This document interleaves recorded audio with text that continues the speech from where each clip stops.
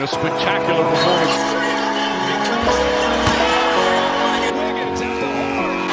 Curry from half court. Sometimes, something looks like it's been there a while. We are here, the 3 Points Podcast. Thomas, West, and myself, recording bright and early on Sunday because there's been some massive news in the NBA currently. Arguably, the biggest trade in modern NBA history, if not the entirety of the NBA history.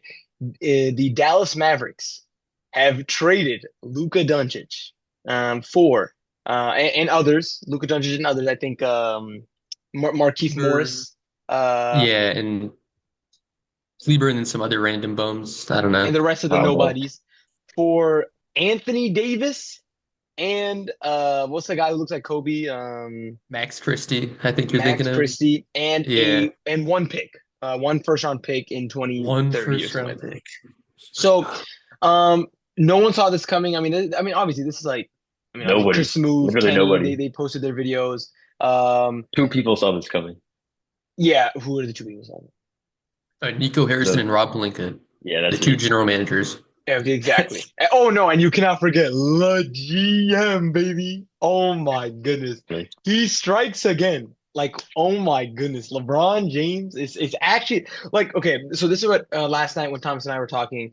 So again, we're just gonna be talking about, again, we're pretty, I wouldn't say we're casual fans, but we're semi-casual in the regard that we're not keeping up entirely with every single other team in the league. Wes and Thomas are more in sync with the rest of the league than I am. But we're a predominantly Warriors podcast. So that's why we're not going to go into the details and the analytics and such like that. We're just going to talk about as NBA fans reactions. And my reaction immediately was when I'd called Thomas, I said this: if the Lakers pull this off, not pull off the trade has already been pulled off. They pull off the chip, baby. They get that chip. LeBron gets his fifth. LeBron James may be the greatest of all time. That's the take I'm saying right now. I have to. I used to take it as a knock that LeBron has went to 3 different teams and won 3 different chips. But that's not a knock. That's actually an achievement. That is difficult to do. To reconstruct a roster on 3 different teams and win a ring on each of those Like teams. a LeBron Glaze fest. Well, that's Not at actually all, not crazy. at all. This is somehow about LeBron now. Of course it's about 3 LeBron. minutes into the podcast. Of course it's about LeBron because he's the one who's had to do with the trade. Yeah, Dude, there's some give praise sources. to Rob Pelinka. If you want to give praise to anyone, give it to Rob Pelinka. Don't somehow I give it to think, LeBron. of course, you got to give him credit too, but LeBron is Le GM. There's a reason they call him Le GM. He has always had involvement with the GM in the front office and the management in acquiring and trading. When trades don't work out, we diss LeBron because, Le GM. But when a trade goes well, we don't give LeBron credit. That's not how it works. You have to be consistent. When LeBron has when there's bad trades, which have happened quite often with the Lakers, near the trade deadline, they blow up the roster, et cetera, et cetera. Oh, LeBron strikes again. But when it's a good trade, the same has to be applicable there too. So, okay, well, yeah. I guess let's like really start talking about what happened. Okay, so because a few things. One, every single reporter with any kind of credibility is saying that LeBron didn't know about it.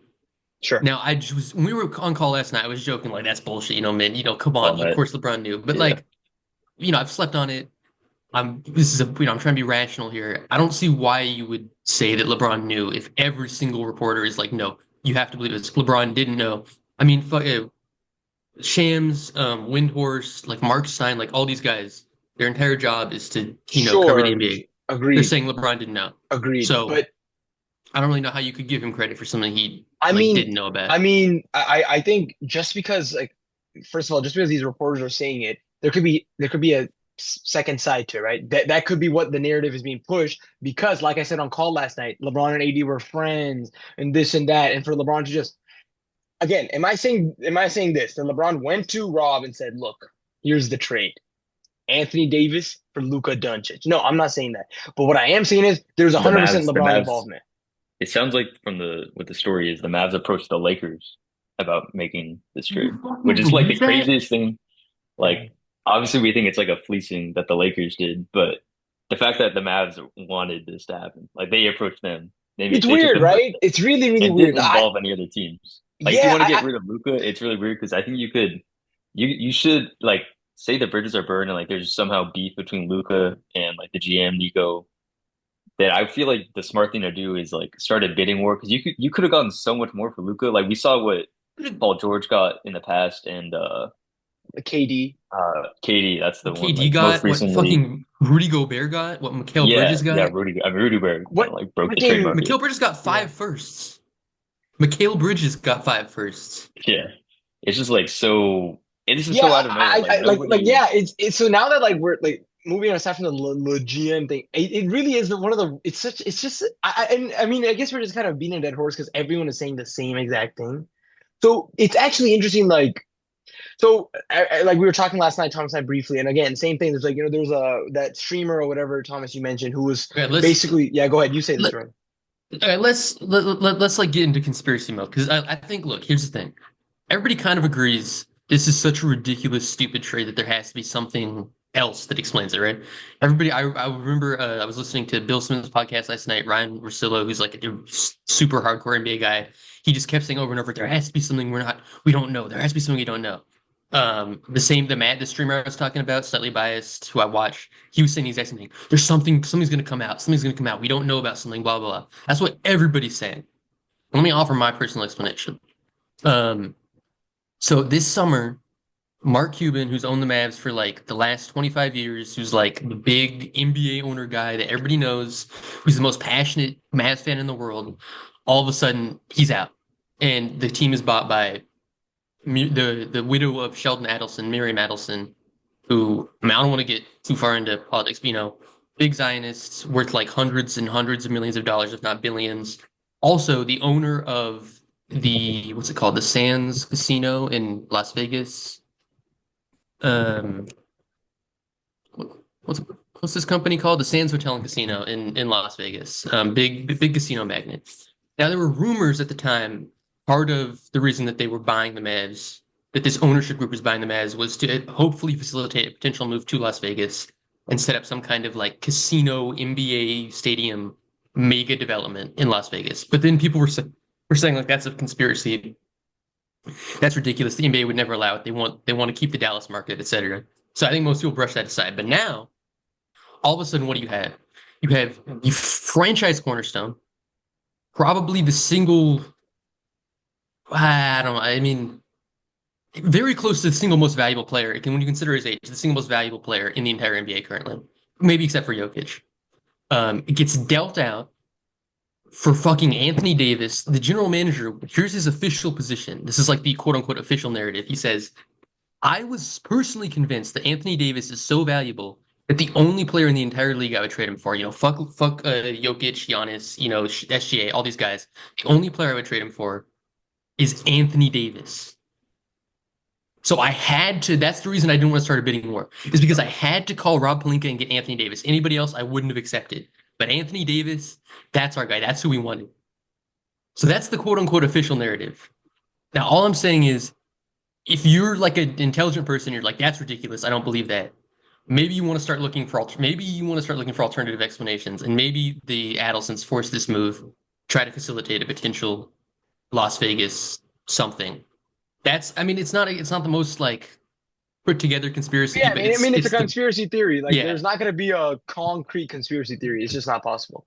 I just think it's weird. So, okay, so another thing I was thinking I was going to ask you, I said I just don't know. So, like the Chris Paul trade that got vetoed to the Lakers with Kobe, Mhm. could there be a possibility that this trade could get vetoed? Not that it will, because the NBA needs this. By the way, like I was talking to one of my cousins, and he was like, "Bro, the NBA viewership has been so trash. They needed this. Like, they literally needed this." And of course, the Lakers viewership is gonna like skyrocket, right? Like the rich keep getting rich, right? The rich get richer, baby. It's 100 like 8 and 9 year olds right now are like, I'm a Lakers fan. Yep. A Lakers fan for life. Half the Dallas market is probably a Lakers fan now. Luka took him with him. That's insane. So back to my question though, the trade getting denied. So why did the Chris Paul trade get denied? Actually, first, that's the first question. Because the league was temporarily had ownership rights over the Hornets. I forget whatever that team was that Chris Paul played on. I forget what they were actually called because then they moved right after. But that team had just been sold, and the league was like they were like holding, they were like selling them in the process of selling them. It's like how when the bank owns a house temporarily while it's being sold, and they just so happened the general manager of the team just so happened to make that trade during the period that the league owned them, So the league was actually in position to veto that trade as the owner. It's one of the most unusual situations in league history. It's not something that could happen like randomly. Okay, so it definitely won't happen right now. No, it's going to go through. Yeah. Especially because, like, let's face it. I mean, Adam Silver and something tells me there were three people in the world who knew about this beforehand. Two general managers and Adam Silver. and a president. A president of a country. Yes. Yeah, Netanyahu.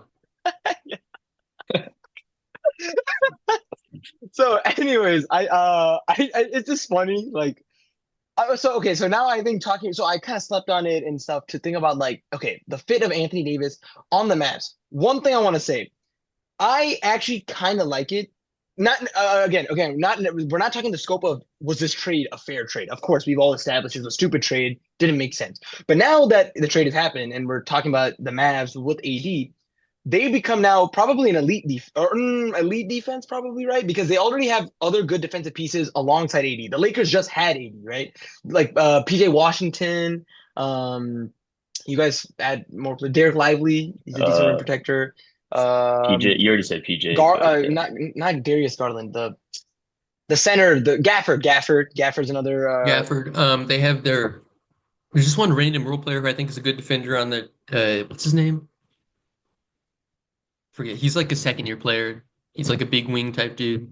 Wait a second. I'm gonna fill some time while I Google the Mavs roster and Okay, find out so who while this you're is. doing that, then my follow-up question: so they potentially become an elite defense.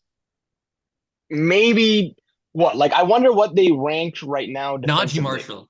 That's his name. So I guess like without looking again, we're not looking too much into it, but just kind of thinking out loud here. Let's say I think they could be a top 5 defense now, maybe even top 3, potentially. I don't know where they ranked previously. I don't know. Do you guys know where the Lakers ranked with AD? Well, it can be he was their only Googled. like positive. I think he was like the only positive. Seriously, and because of that, they were kind of staying afloat defensively. I don't know. I don't think they were an elite defense, but what, top 12 maybe? I'd guess. Let's see. Top Scoring 15. defense, defensive efficiency. Lakers are 18th. 18th. So slightly okay, so below 15. average. Okay, so not that great. And what about the Mavs? The Mavs as of right now. The Mavs were 14th, so slightly 14. above average, just slightly So above I think average. they could. Okay, so maybe top 5 is an over is a stretch, but I can see. I don't think it is. You don't think so? I think you're absolutely right. I mean, look. It's just think about AD. Like, yeah, it's. I mean, yes. I mean, whatever. Okay, we've litigated how dumb the trade is now, but at the end of the day, AD is like a top 2 or 3 defensive player in the league, at least for right now. I mean, who knows when, given his injury history, the decline could be sharp, the fall off could be soon, but for this season at least, as long as he stays healthy, he's been like a top 2 to 3 rim protector defensive player in the league. And I mean those kind of guys are just. I mean, there's only 2 or 3 of them, right? So I really do think he could immediately elevate them to be a top 5 defense, especially when you consider the fact that they're now going to be getting rid of. I mean, again, no, this is not meant to convey that this is a smart idea, but now they're going to be getting rid of Luka, who was admittedly the worst player on their defense on any given night. I mean, yeah, their defense is probably going to get better, but I mean, can you imagine this offense? So that was going to be my follow-up then. So like now that we know their defense will probably be top 10 for sure, maybe even top 5. The main thing that's important about defense is now they can run Lively and AD like at the 4 and 5, which I think is just like that's huge. 2 Eiffel Towers, basically. Literally, that's beautiful. Massive. But the thing is that offensively now, okay, so obviously this is when the Kyrie trade happened, everyone was talking about how Luka and Kyrie had similar play styles, like ball dominant players who like to score, et cetera, except obviously Luka, one of the best playmakers in the league. Now though, who are they giving the keys to? The offensive keys. It's going to be Kyrie. Yeah. Now, here's the thing. So again, I want to check, how has he been doing as of this season? Do you guys know off the top of your head? We could do a quick search as well. I was honestly kind of surprised he wasn't an all-star because of what he's been doing without Luka. Even though people were saying that he was a snub for the all-star. Okay, that's all I know. So now, that means that a snub for the all-star means playing good. So if he's got the full keys to the offense, they have shooters. They also have AD, who's still an offensive threat. He's an absolute offensive threat. Let's not forget that. He's not a Rudy Gobert, just a defensive presence. He has a very good offensive presence as well. So honestly, after sleeping on it, look, they made it to the finals last year with Luka and Kyrie, um, where Luka was obviously the number one, Kyrie's number two. I think that, and again, maybe I haven't slept on this long enough, and this is maybe a little bit premature for me to say, but if Kyrie continues to perform at this all-star level, AD doesn't get injured, continues to perform at the performance he's been doing, the role players do their thing. Is it crazy for me to say that this could be like a favorite? I mean, yeah, a Yeah, little and bit, but like, Denver. I mean, because like honestly, I genuinely think that d look, defense does win you championships, and now their biggest issue last season was they were horrible defensively because Kyrie's not a good defender, neither is Luka. Now they are gonna be a good I could have defense. sworn they were a pretty solid defense, even despite Luka being Okay, obviously a fair, liability. fair. They were a I mean, solid defense. the narrative was like, oh wow, like how did this defense all of a sudden get so good? Because when, if you remember, like when Lively all of a sudden halfway through the season they started him, and then he was playing more and more minutes like every week basically, and Yeah. then by the playoffs he was like playing 30 minutes a game, and everybody's like, oh shit, like this guy's he's a difference maker. He's changed this Right. team, and now they're playing good defense. So now their defense will get better, and then yeah, I guess in like, look, so in the finals they got completely outplayed. A factor of that was Kyrie did disappear in the finals. It was just Luka, right? So I mean, yeah, I think maybe it is crazy to see favorites, but let me just say I'm putting stock in the now, in the now. Look, again, we've already established this trade was a stupid trade because of XYZ reason. Luka was 25 years old. He's the future. He's there for another 10 years. He loved Dallas. Dallas loved him. He was the new Dirk. But He on the didn't flip even want to side, go. for this season and maybe even next season, if AD and Kyrie could form some sort of duo with the role pieces they have around them, I think they could be a problem. Maybe favorites is an overstretch, is an overstatement, but I think they could be a problem. I'm honestly more excited to see them than the Lakers. And why do I see that? Because I don't think the Lakers this doesn't really push them to. And then I want you guys to say stuff too because I've just been rambling. I don't think the Luka coming to the Lakers, as Thomas said last night, Luka and LeBron have very similar roles, right? And with this trade, their offense will become probably very, very good, but defensively, they're just gonna be horrible. They're just gonna be really, really bad. So I just don't see this for the now taking the Lakers to favorites or title contenders. I do think this makes them. I feel like they're probably gonna float around the same seed they are right now. Like right now, what they're the sixth seed, they're the fifth seed. So I think they'll Yeah, probably yeah. float around here, like the 4 to 6 seed zone. And then because just defensively, they're just really, really bad. But for the Until the they fix their center Mavs, position until what? because right now they got nothing really. I mean, they got rid of AD, Jackson Hayes, I guess, but like you got to fix something. Yeah, exactly. So I really am interested to see where they do. I'm super excited to see the Lakers too, though. Luka and LeBron. That's kind of a fun duo, I guess. It's gonna be fun to see. But yeah, you guys now. Sorry, Wes, you've been really silent. Go ahead. Like for the now, this makes the Mavs are still they were better before the trade, and I think they're still better. I would still probably take them, although it's kind of close. Like the Mavericks, their star power is not as strong, obviously, as the Lakers. Like having two guys like that, I still think like offensively they're way better, and offensively it's gonna be a struggle for the Mavs. Like last year, I mean, Kyrie went off, but he kind of was second fiddle to Luka, which like alleviated some pressure. But now all that pressure is basically going to be on Kyrie. And like as much as I like AD offensively, it's still going to be kind of like the Kyrie show, like for 48 minutes. And like he showed like he is an incredible like player performer, like passing. I think he's underrated, but I just think like it's such a huge load to put on Kyrie, like all by himself. He's the perfect number two, which is like what they had for the longest time, and it was working pretty well. Like it was their formula to winning, but Kyrie as your number one, I just can't really see it like going. Like I think if they run into Denver or OKC, I think they're going to lose to those guys. They might make it to the conference finals if they can avoid them along the way. But if they run into either of those two teams, I'm still taking those two teams over the Mavericks, even though it's kind of like a lateral move for the now. I think like because of like Luka kind of being injury prone and having No, you his don't own understand. Their GM deficiencies. said it was a win now move. He said we want to win now. That's why we're trading away Luka Doncic. Dude, their ceiling is just like so much lower now that they don't have like that top guy that can like impose himself on the game. Like Kyrie, he's an incredible offensive player, but he's not.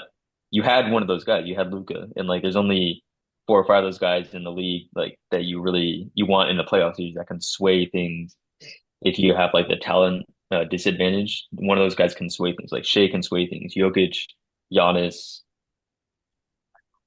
Kyrie are one of those guys. As talented as they are, you had one of those guys and you dealt him for that trade you lost in. I think it's just kind of stupid. So good luck, Mavericks. Yeah, I mean, and I that's mean, the like thing, right? Because one last thought. Like I think, like you said, Hassan, I think you're gonna be a tough out. Like I do think it's not gonna be like a sweep for either of those two teams. I pick them over, but they're just. I think they've definitely lowered their ceiling in the playoffs a lot, unfortunately. So yeah. and that's the thing, right? Because you're talking about like imposing your will on a defense, right? And like the guys who can just dictate the entire flow of the game. And a lot of what that comes down to is like these extremely good playmakers, right? Because there's like good playmakers and then there's like the savant level playmakers, like the Lukas and like the Jokic's and like admittedly the LeBrons, especially at his peak. And like Luka's one of those guys, and Kyrie's not. And so when you have the offense running through Kyrie, it's going to be a lot more ISO. It's going to be a lot more tough step back jumpers. It's going to be a lot more trying to take it to the rack and finish it over two guys versus Luka, who is just such a machine. Like we've seen it, like when he drives in, hitting those kickouts, it's literally automatic. And there's not like he just over and over and over again. He'll do it every single time. He's not going to miss one of those. Versus Kyrie, like maybe he'll hit one, but he might also try to take the tough like turnaround, like off one leg jumper, And and one like thing I it's just want to sick when add, it goes in.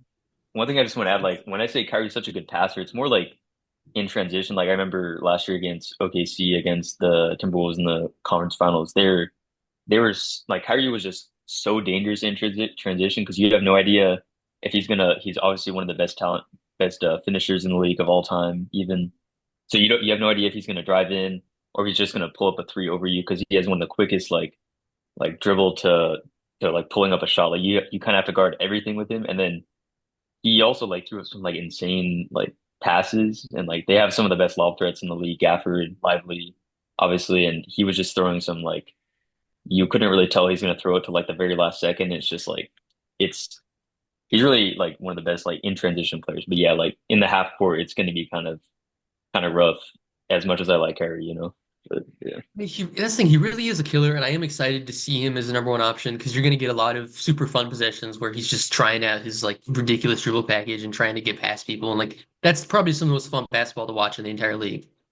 But and I know, and I agree, he's an above average passer, like you're saying. He's a good passer, but he's not like prop up the entire offense level passer like Luke is, and that's really the difference. And I guess then also, to talk about the Lakers, I mean there's plenty of that going around, right? But just to talk about the Lakers really quickly.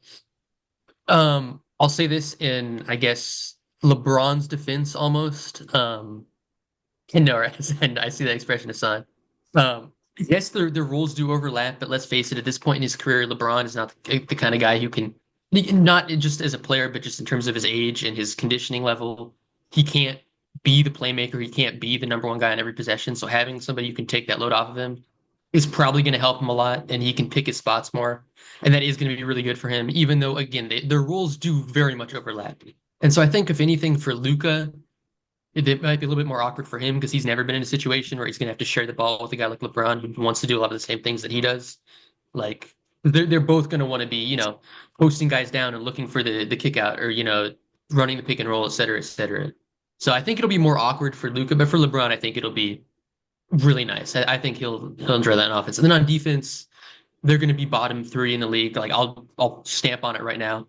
They're going to have Austin Reeves, who's already one of the biggest targets for opposing defenses in the entire league. Luka Doncic, who's already one of the biggest targets for opposing defense or opposing offenses in the entire league, and LeBron James, who, as we know, is basically done playing defense at this point in his career. Even if you could make the argument that on like one single possession, if he could expend all his energy on one possession, he'd still be an elite defender, like blah blah blah, whatever. Because game to game, possession to possession, he's basically done playing defense. So you're going to have three guys who are going to be targets for the opposing offense on every single possession. That's going to be impossible. And let's not remember, they are, as of right now, these are going to be your three wing defenders, and then your rim protection is going to be Christian Koloko and Jackson Hayes. So, I mean, they're going to be I mean, just okay. terrible. One thing I did want to point out is they got like I've liked Dorian Finney-Smith's time with the Lakers so far in like his short time, and they got like underrated thing they got back with Luka is Maxi Kleber, who who was like one of the best perimeter defenders on the Mavericks, and he was a huge part of why their defense is like pretty solid. On top of Lively, obviously, kind of like improving his rim protection last season. I think Kleber has been like an underrated role player in the Luka era, and now he's taken them to LA. And I think they're like I said, I think their perimeter defense. I mean, I think their rim protection is more the gaping hole they have right now. Like obviously, they lost one of the best rim protectors, and they didn't really address it with the trade, so they might still have to make a trade. I hope they don't just like try to move someone up from the deep from the deep bench, like Jackson Hayes or someone we don't even know about that plays for like the LA G League team. I hope they make another move to try to bring someone in. But I think their perimeter defense is not going to be terrible. Like obviously Austin Reeves is a black hole, but DFS and Cleaver I think are like some pretty nice pieces to kind of slot in there I alongside mean, Luka. my own question would be like, where do those?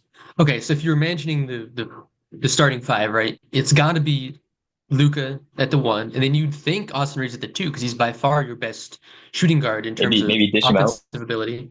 for some center Yeah, I mean play. that's the thing because theoretically, I think if you're just like looking at the rest they have now, you go Luka, Austin Reeves, LeBron, and then maybe Dorian Finney-Smith, Jackson Hayes, something like that. I Yeah, mean, it's like you can't really it's rough. fit Kleber into there unless you want to bench a much better offensive player for him, and you can't really fit like Jared Vanderbilt in there unless you want to bench a much better offensive player for him. So I yeah, think I they mean, still have I to make guess we'll another see if they trade. make a deal in the coming I think they kind of days. have to. Yeah. Even if it's not like a huge deal, I think it's kind of necessary to do something. Because then I don't hate their team if it's like even though obviously we think this is not a great win now move for the LA. Like obviously now they have Luka for the future, but I think it could be an all right. It could look all right if they make another center move to kind of fill out that spot, and then they're pretty set. I would say like, as long as everybody's playing, I kind of like this team. The one suggestion I've seen so far is Clint Capella because he's expiring. And I Hmm. was like, that could like be fine. I mean, he's not the best defensive center, like he's not the best rim protector, but he'd definitely be a much better option than their other guys. And you could probably get him for like, I don't know, who knows? Like you could just actually you can't just reflip Kleber, right? That doesn't work because now you can't trade him. I don't know. You could probably figure out something though. Maybe I just use think that second firster. Austin Reeves kind of becomes expendable at this point because he was kind of their go-to ball Yeah. handler, but Yeah, now and I mean obviously you have Luka. So he's gonna be a horrible fit with Luka going forward, right? yeah, Like you don't want those two guys on the court at the same time. They do the yeah. same thing on No, offense and then they on defense. they did the same thing on defense too, just cones. So, but yeah, they definitely got to cook something up to get either Vooch or Vooch would be good. Clinton Vooch is a George. good rim protector. No, he's not, but like that would at Not least really, like but it's like their he's a offense big would be pretty body. nice. Yeah, Yeah. Mm. James the Miles Wiseman, Turner. another big body. Oh, Yeah, literally. I mean, over Jackson Hayes, yeah, I mean it's close. yeah, yeah. But But we got to yeah, talk about the Warriors now. I think that's enough of our thoughts about we are a Golden State Warrior podcast, right? So I mean, shit, if this was on the market, why couldn't we cook something up? Literally, dude, Literally, we literally could have given them a better offer. We literally could have. We could have given them like three firsts, Except for Pods, Luca. Kuminga. I'll see you guys later. No, Bro, I'm saying we secure our future, bro. That like, god No, damn, he's only 25. I cannot I believe mean, that let's every face time. it. Objectively speaking, that would have been a good trade. Of Even I course it have would to have admit been. that. Yeah, I mean, they just traded Anthony Davis for him, bro. We could have traded Steph, man. We could have traded yeah, Steph for Luca, and we would have been dude, locked in. Steph We're and winning Clay a chip for reunite. sure in the next 10 years if Luca's with us for the next 10 years, bro. It's like, god damn. But anyway, so we are a Warriors first podcast. So on the Warriors front, no news, pitch silence. We haven't done jack. Um, and as of our last episode, we've played 3 games. We played against the Jazz, which we won, against the Thunder, which we shockingly won. It was a great game. And then against the Suns, came back to earth and we got demolished. So just gonna in general talk about it. No need to start picking things as we've been doing. We're past the halfway point of the season. Nothing's going to really change at this point. So one thing I did notice was that Schroeder does seem a little bit more comfortable. So in the 2 out of 3 games, the Thunder and the Jazz, he seemed so in the Jazz, Steph wasn't playing, so Schroeder had a lot more time. I think he scored 20 points, something like that. But even in the Mhm. Thunder game where Steph was there, he hit some big shots, and he just seemed a little bit more kind of in the flow of things. I think these two were at least visually, without kind of looking into it too much, were two of his better games with us, at least that in the time that he's in his tenure. Um, Moody, I remember also thinking has been playing well. Again, I think against the Suns, he was hitting some big shots. Against the Thunder, he was also hitting some big shots. So that has been good to see. Um, Other than that, same old, same old. Oh no, Steph has also been struggling. That's another thing that is good to note. Steph struggled against the Thunder. He had a big third or fourth quarter, or third and fourth quarter, and then the Suns he just struggled overall. So that's not been good. And I think Thomas, you said it in the chat. If Steph is playing how he has played for the last two games, it's just, I mean, there's nothing. There's literally nothing. We are an abysmal team. So and on the injury front, Draymond's still out, Kuminga's still out. Not very good. One question for you guys after you guys give your takes. Why do you guys think, like, why has Trace gotten so much reduced time? Okay, I mean, I guess I'll start on that. Okay, I mean, well, let me say two things. First, you mentioned the Jazz game. I really like the Jazz game. Watching Schroeder and Pods cook was pretty fun. That gave me a little bit of hope that maybe those guys, okay, don't look like that. Hope for what? Hope for what? Don't look like that. What I was about to say is that maybe those guys could be a decent bench option as like in the playoffs as like guys who are going to cook off the bench, go in and give the other team's bench unit some minutes, give the other team's bench unit some points, give them some buckets. So we could take the first round to game 6 maybe, and then lose. Yeah, that's kind of what we're going for. Okay.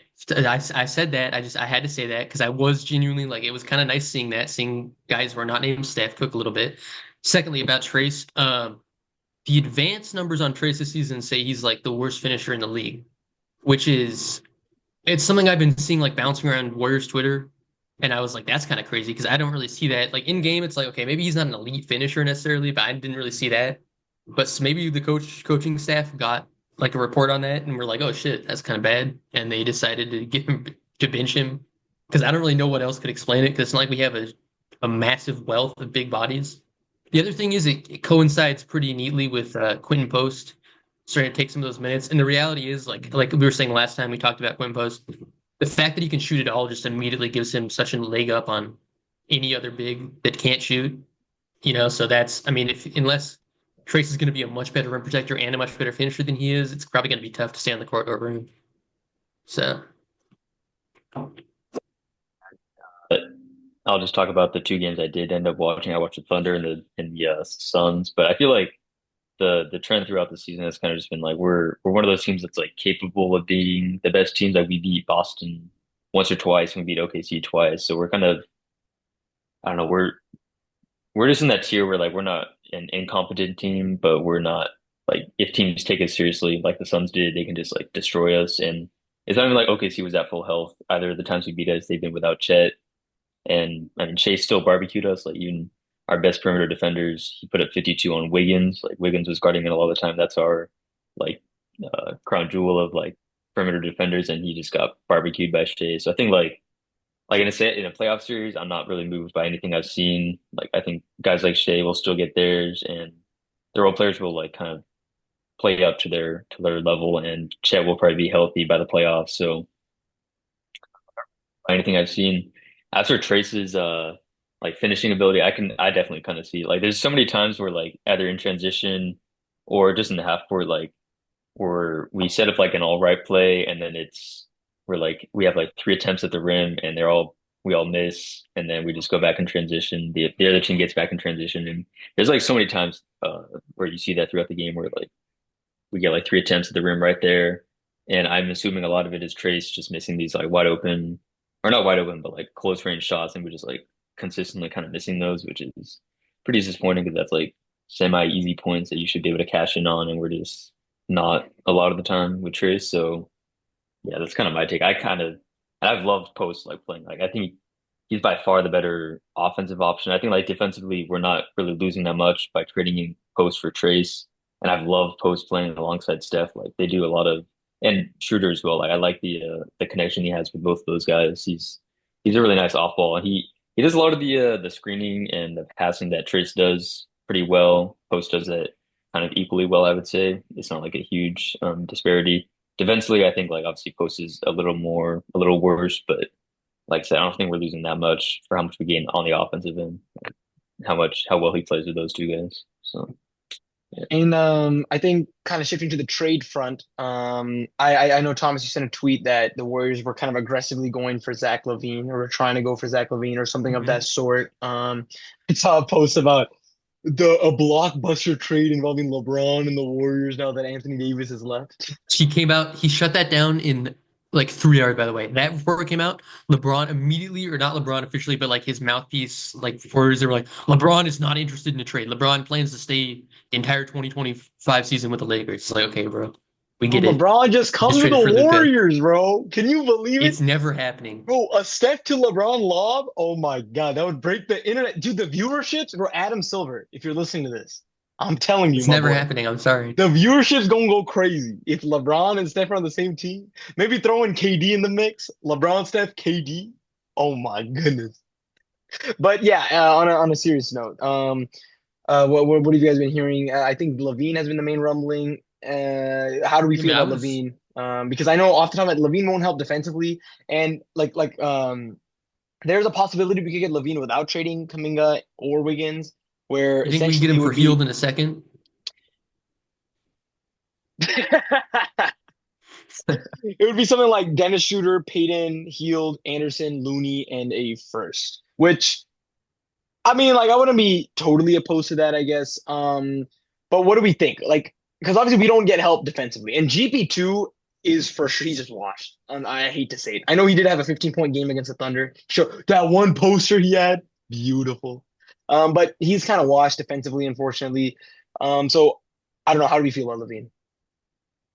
Yeah, I mean, I'd go for it 100 times out of 100. If it's really that package, I mean, yeah, like it's true, we're going to be losing some depth. But I mean, first off, yeah, we're going to be not getting anything defensively because it's Levine. But like, when you look at the guys who are sitting out, not one of those guys is a difference maker on the defensive end.